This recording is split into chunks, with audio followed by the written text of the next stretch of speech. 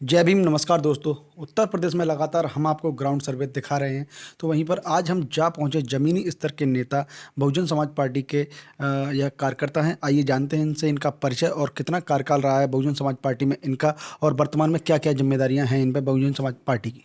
Sir, आपका बहुत बहुत स्वागत है हमारे यूट्यूब चैनल में। जय भीम। सर, आप अपना परिचय और क्या जिम्मेदारियाँ आप पर पार्टी में। मेरा नाम सुशील सिद्धार्थ है।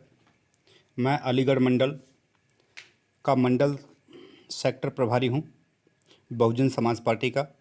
माननीय बहन कुमारी मायावती जी ने मुझे अलीगढ़ मंडल में सेक्टर प्रभारी की जिम्मेदारी दी है। पहले कोऑर्डिनेटर हुआ करते थे, अब उनको सेक्टर प्रभारी का नाम दे दिया गया है। हर मंडल सेक्टर में बांटा गया है और सेक्टर में बांटने के साथ साथ प्रभारियों को जिम्मेदारी दी गई है। प्रभारियों को ये जिम्मेदारी है कि वे विधानसभा में हर बूथ से लेकर के विधानसभा को मजबूत करें और हर बूथ से युवाओं को जोड़ें, उसके पुराने कार्यकर्ताओं को जोड़ें और बाबा साहब डॉक्टर भीमराव अंबेडकर के साथ जो भी बहुजन समाज में समय समय पर महापुरुष जन्मे हैं उनकी जो है उनकी कहानियों को बता करके, उनके योगदान को बता करके और उनका जो समाज के लिए योगदान रहा है उस योगदान को बता करके पुराने इतिहास से लोगों को जोड़ने का काम करें, ताकि बहुजन समाज मजबूत हो और बहुजन समाज साथ ही कैडराइज्ड हो। बहन कुमारी मायावती जी ने अभी उत्तर प्रदेश, खासकर कि उत्तर प्रदेश में 50% युवाओं की भागीदारी सुनिश्चित की थी। तो उत्तर प्रदेश में आपके अलीगढ़ में कितना उसको धरातल पर उतारा गया 50% युवाओं के लिए। जी, माननीय बहन कुमारी मायावती जी ने 50% युवाओं को जो जिम्मेदारी दी थी उसी में एक मैं आता हूँ। मेरी उम्र 38 साल की है। इससे पहले मैं बहुजन विकास समिति नामक सामाजिक संगठन चलाता था।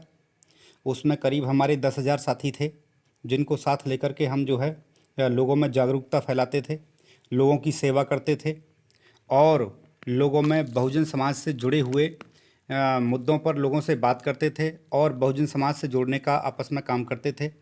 लेकिन जब हमको लगा कि हमें पार्टी में ज़रूरत है, हमें लगा कि पार्टी में रहने से हमारा समाज और ज़्यादा मजबूत होगा, हमारे समाज के हक अधिकार और ज़्यादा सुरक्षित होंगे, तो मैं पार्टी से जुड़ा और पार्टी से जुड़ने के साथ ही माननीय बहन कुमारी मायावती जी ने युवाओं को नेतृत्व देने के साथ ही मुझे सेक्टर प्रभारी की जिम्मेदारी दी और उसके तहत मैं काम कर रहा हूं।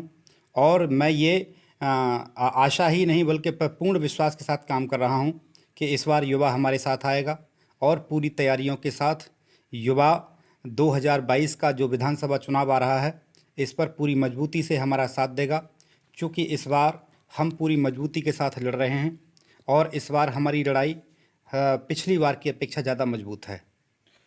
2022 की क्या क्या तैयारियां हैं बहुजन समाज पार्टी की, स्पेशल अलीगढ़ में।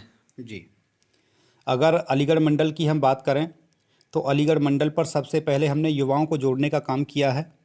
हमारे राष्ट्रीय महासचिव माननीय सतीश चंद्र मिश्रा जी, जो कि माननीय बहन जी के निर्देशानुसार अलीगढ़ मंडल में भेजे गए हैं।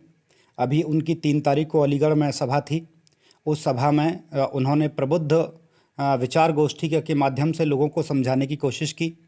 इसके अतिरिक्त समय समय पर जो हमारे जोनल कोऑर्डिनेटर्स आते हैं उन्होंने भी समझाने की कोशिश की है।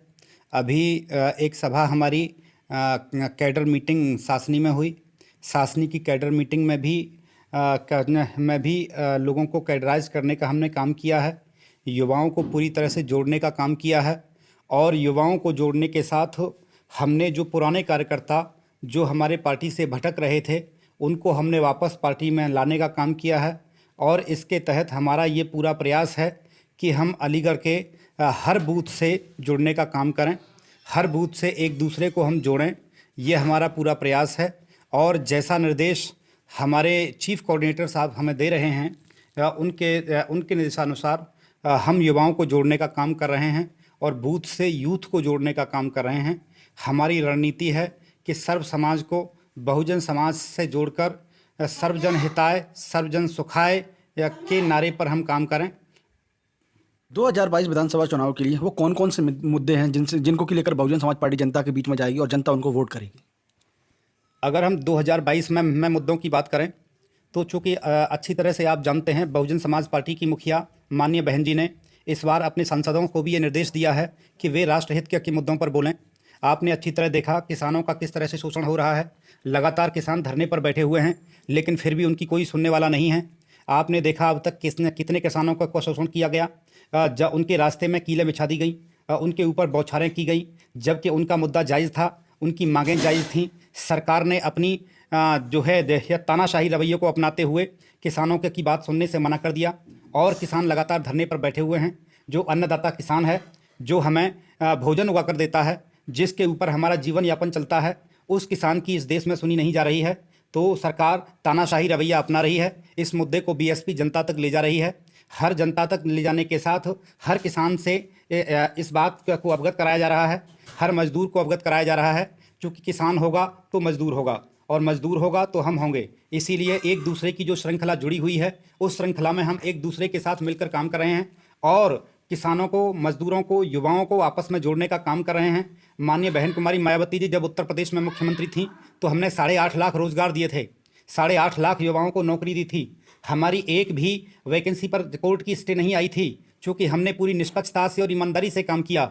जो पुलिस की वैकेंसी पर जो है मुलायम सिंह की सरकार में जो सवाल उठे थे, हमने उन वैकेंसियों को भी इतने ईमानदारी से पुलिसकर्मियों की वैकेंसियों को भरा कि पूरे विश्व में हमारी चर्चा हुई, पूरे विश्व में हमारी शाबाशी हुई। हमने इतने निष्पक्षता से काम किया। उसके बाद हमने करीब 1.25 लाख जो है सफाई कर्मचारियों को नियुक्ति दी। इसके अतिरिक्त हमने करीब 1.5 लाख अध्यापकों को नियुक्ति दी। इसके अतिरिक्त हमने लगातार जो है चिकित्सकों की भी हमने वैकेंसी निकाली।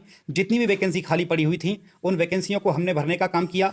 तो जो 8.5 लाख रोजगार हमने दिए हैं वो अपने आप में एक इतिहास है, चूँकि इतना रोजगार आज तक कोई नहीं दे पाया।